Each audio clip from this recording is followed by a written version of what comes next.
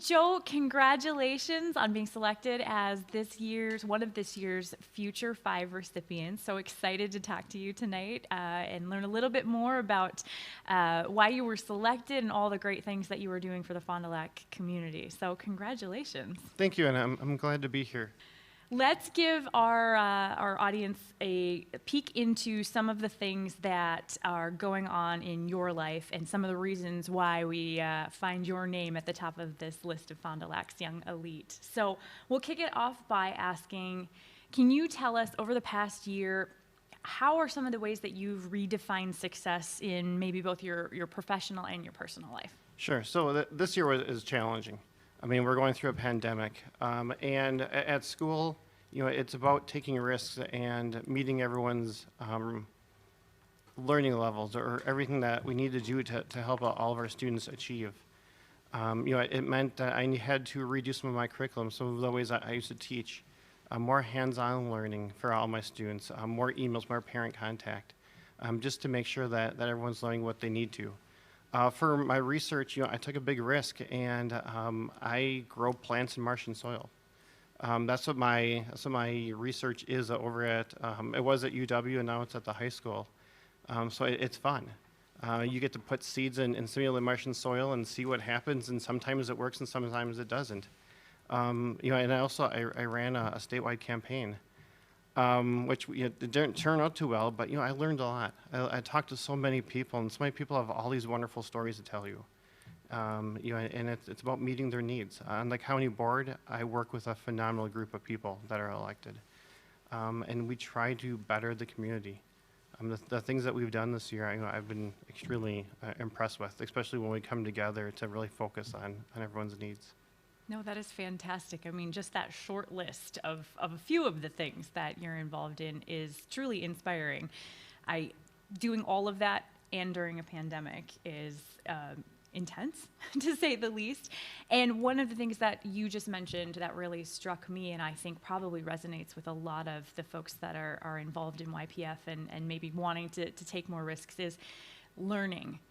So you mentioned that experience of going through the public campaign and say, hey, maybe it didn't turn out exactly the way you would have hoped, but, can you talk a little bit about maybe what it was, that stuff that stuck with you that you'll take forward despite it not being the outcome you had maybe hoped for?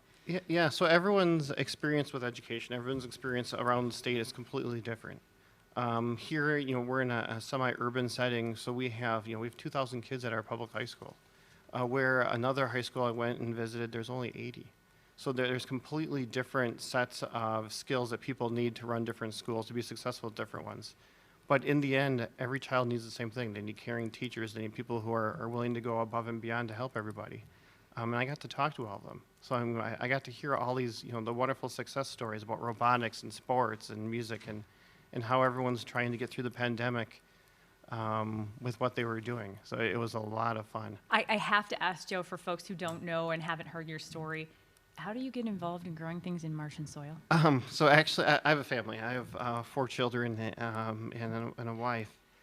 And one day, my oldest daughter came to me and asked, "Hey, Dad, what are they going to eat when we send, when Elon Musk sends people over to Mars?" So I started to read every research paper I could on it. And finally, eventually we're going to have to grow something there, whether it's aquaponics or other ways to grow food. But so then we looked up how to obtain simulated Martian soil, and it's made down in Florida for me. And then it gets shipped up here. And then the university gave me their greenhouse in order to grow whatever I wanted in the Martian soil. So we started with green beans and basil and a whole bunch of different things. And it was fun. I got to, so my daughter was involved, the students over at UW Fond du Lac, UW Fond du Lac was involved, my environmental club at the high school is involved. Just trying to come up with ways on how we can modify the soil or water, how we can be successful in growing plants. It was a struggle at first, but now I think we got it down. Now it's working pretty well. Anything that I didn't ask you that you think our audience should know about what's next for Joe? Another piece of advice that I have for the young professionals that are coming up is look for the helpers.